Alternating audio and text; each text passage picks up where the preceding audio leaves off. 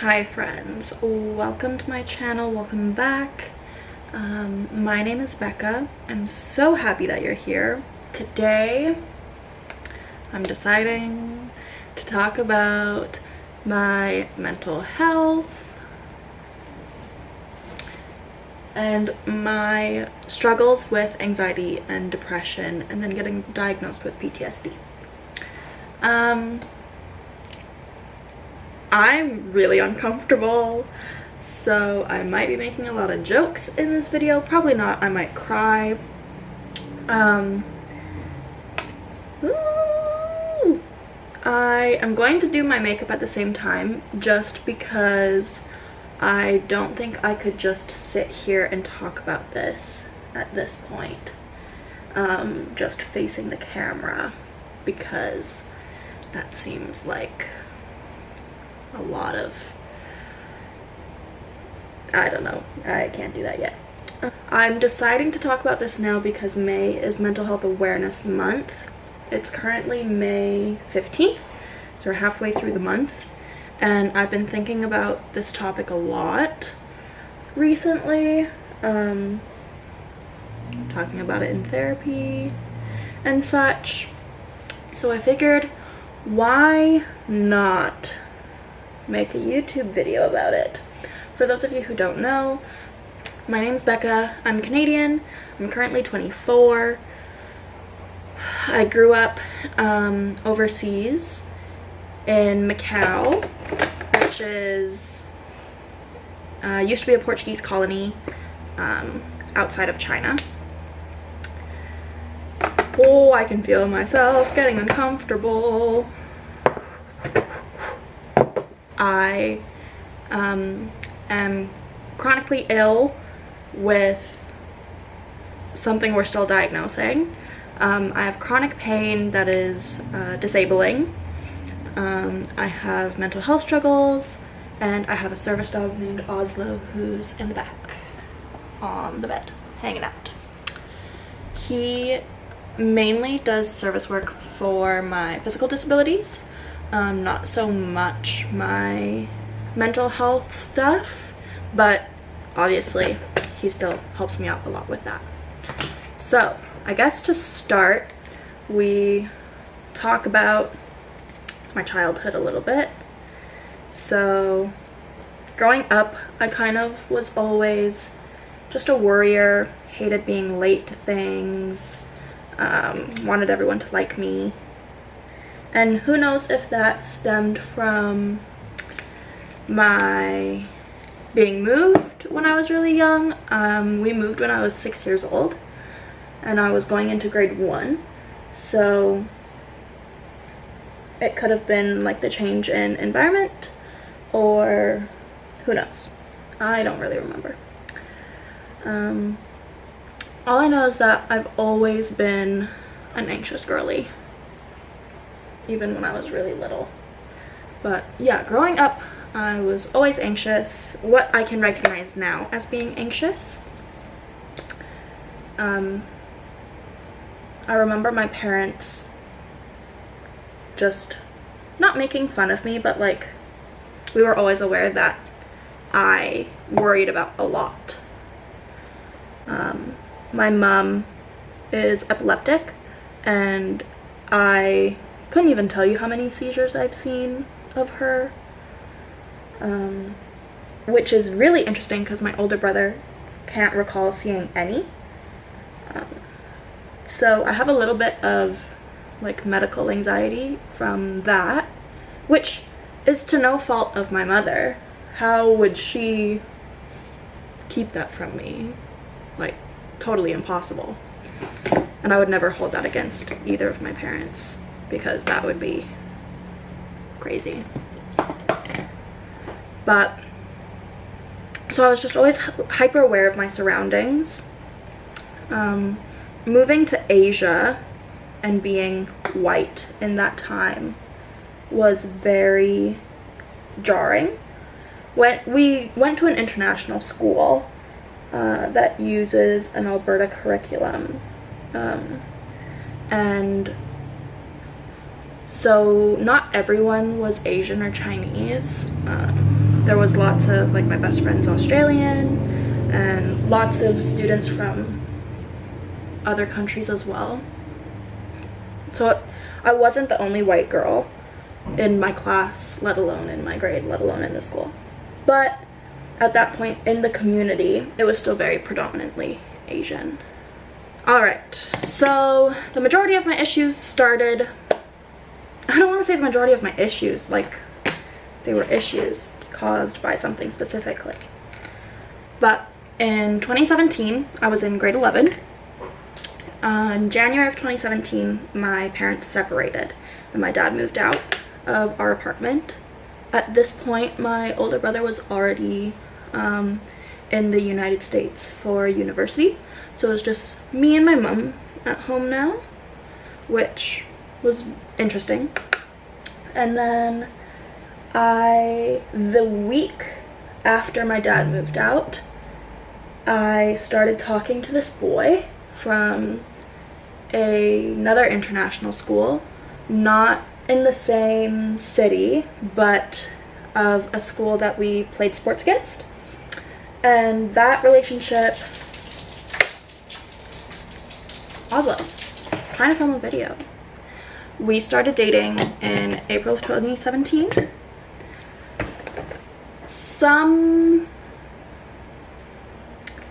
Looking back at it now, I'm able to notice that I was seeking male validation, obviously. That relationship was my first serious relationship and quickly turned extremely toxic. He was very controlling, and like would always like to know what I was doing, wanted constant communication, which for a 17-year-old in grade 11, I didn't recognize as toxic. I recognized it as like, oh, he loves me, like he just wants to like know what's happening, yada yada yada. My school didn't have prom, but his school had prom, so he was a senior that year, so he was in grade 12. So I went to his senior prom, and that summer I ended up going back to his hometown with him, where he proceeded to take my virginity through a rape. I can't believe I'm going to post that on the internet because that's really scary, but that is the truth. We had talked about having sex before, but when it actually came down to it, I said no and asked him to stop, and he didn't. So that is something I've had to work through a lot as of late, because I never took the time to process it at the time. Whew. And after I left and went home from that trip, are these eyebrows even? Yeah, okay. After I went home from that trip, I actually went back to Canada for 3 weeks by myself and did a university tour trip thing, like immediately following. I didn't tell my family about what happened with my ex for months, and it actually came out to my mom in an argument because I was mad many months later. But that summer was really hard. At some point I was put on antidepressants. I can't remember if it was before the summer or after the summer when I came back, because my mom was able to notice that there was something wrong and took me to the doctor. Gratefully, one of our family friends that also went to our church was a psychiatrist, and so I don't know if he's a psychiatrist or just a general practitioner actually, but he was able to put me on a low-dose antidepressant, anti-anxiety medication that honestly helped until I took myself off of it cold turkey later in the year, which was not a good idea. So I came back from my summer program ready for grade 12 and worked myself extremely hard. What all did I do in grade 12? I was the captain of one of the co-captains of our volleyball team. I did mock United Nations. I did athletic committee, graduation committee. I took all 3 sciences, all -1s. For those of you who don't know, -1s are like the harder core classes, so social studies, math, and English. In Alberta you have -1 and -2, so -1 is just a little bit harder, -2 is a little bit easier, I guess, theoretically. So I worked myself really hard, was very depressed, was very anxious, felt very controlled in my relationship, didn't know what to do. I was so burnt out. And so about 4 days before I turned 18 in February of 2018, I broke up with my boyfriend, which was very good, but was very confusing for my family. Like, just, it felt out of nowhere for a lot of people. Which, to anyone that, honestly, I didn't talk about this with anyone. My friends didn't know.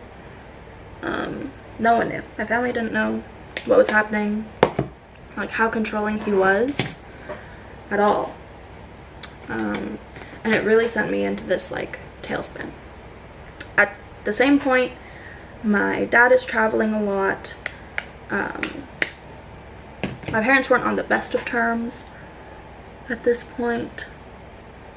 So I felt very much in the middle a lot of the time, which I think they've both like recognized that that was not great now.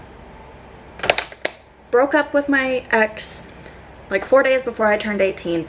Turned 18. Last minute went to Cambodia with my dad for the weekend that I turned 18, because I just broken up with this guy I'd been with for like 9 months, and I was taking it really hard, even though I broke up with him and it was good for me to get out of that relationship, but it was very crazy.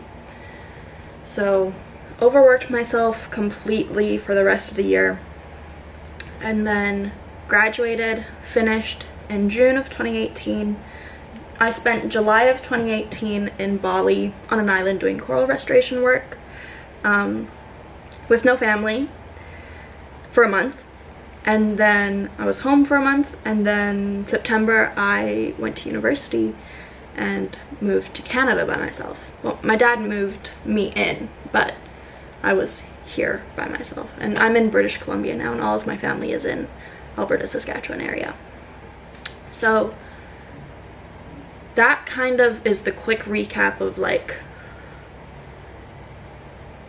the intense part of my life that has resulted in me developing PTSD, which I was diagnosed with a couple years ago.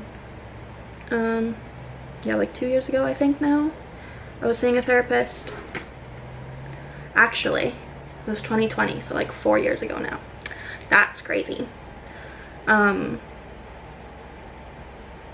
But I struggle with depression and anxiety on a day-to-day basis. And it is something I'm very aware of every single day. And is really hard. I see a trauma therapist that specialized in PTSD. I also do talk therapy for my current situation, especially going through like diagnosis for chronic illness and stuff, and it's hard. But I really just take it day by day, hour by hour sometimes, minute by minute, and I just try to keep going. So this seemed very rambly. I don't know if any of it made sense. Basically, I've been anxious my entire life, and there's a lot more that goes into my story that I feel like I just don't really want to go into depth about right now, including eating disorders and yeah, body image issues. Alright, my camera died, so we're on my phone now, so we'll see a big change in quality, I think, but I want to keep talking, so we're gonna keep going. The thought of not wanting to be alive has definitely been prominent a few times throughout my life. I struggled a lot with eating disorders growing up and kept those silent and hidden from my family as well, which is a big struggle, and something I find myself struggling with more and more. Not full-blown eating disorders, but disordered eating and unhealthy mindsets, especially now that I live alone. It just is almost too easy to get back into that. Cute. Honestly, the last 3 years of working on this diagnosis and going through all the testing has been really hard on my mental health. It's been very draining, exhausting, and just disheartening because it's taking so long. And sometimes it feels like doctors don't listen, or your body should be doing one thing and it decides to do the complete opposite. But if there's one thing you take away from this video, it's that you're not alone, and it's okay to be sad, it's okay to not be okay, and yeah, life is hard, everyone struggles, and your struggles are valid. That is one of the hardest things for me to finally understand, was that I felt so lucky for my position that I didn't deserve to be depressed or anxious or struggle with PTSD and things like that. There are still days where I don't leave my apartment. There are days where I cry a lot. There are days where I feel like I can't breathe. And those days are valid, and those days are okay to have. What matters is how we act after. So I always just try and pick myself up, dust myself off, let me feel my feelings, and then keep going. But yeah, so if there's something to take away from this video, your feelings are valid. It's okay to not be okay, and it's okay to ask for help. Wow. That took me a long time to learn. Asking for help is really hard. But yeah, so currently I register for,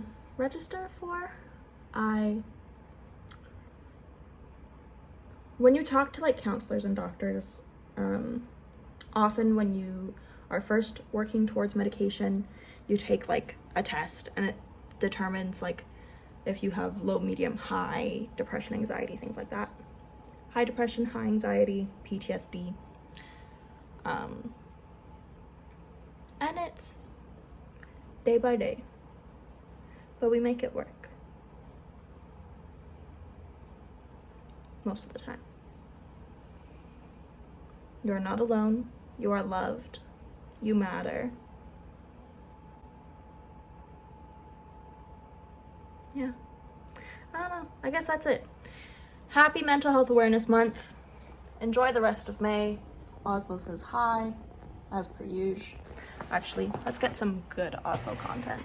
Oslo, come here. Come here. Ow, puppy. Hi, puppy. No licking of the face. Big yawn. Hi, baby. Hi, baby. Yeah, you matter. You are loved.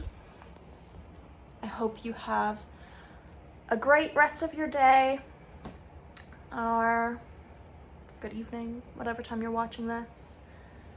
And yeah, love you. Bye.